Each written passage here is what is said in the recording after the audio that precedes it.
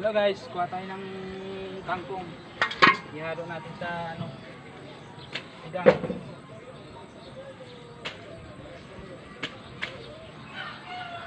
Ganda ng kangkong.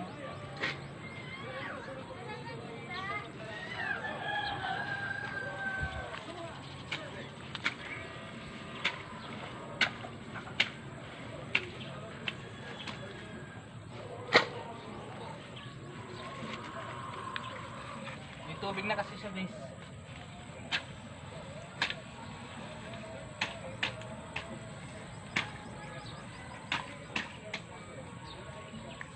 Tubig na siya kasi guys, kaya nagilid lang.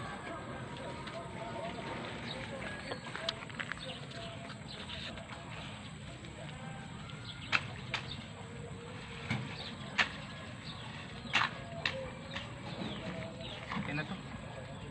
Marami na siya to guys. Gulayin ko to guys.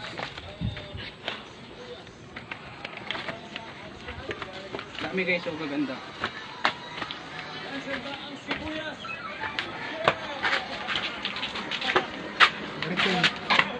Pause muna.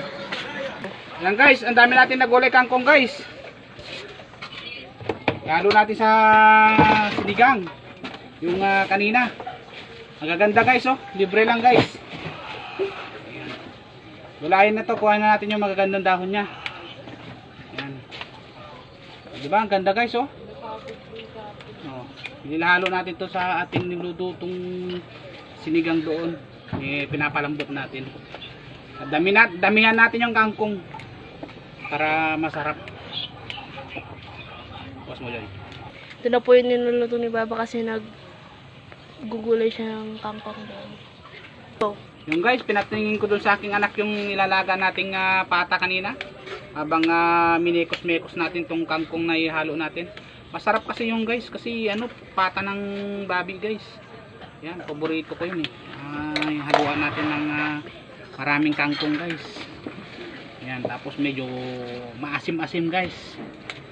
Yan, dami ng kangkong guys, oh. Napaka lang to, napaka fresh dahil galing sa ating bakuran. Alam natin na talagang fresh na fresh dahil tanim natin to. Grabe guys, ang dami oh. Yan, masarap kasi pag maraming gulay, di ba guys? Oh, di ba? Thank you for watching guys. Thank you so much. Bye.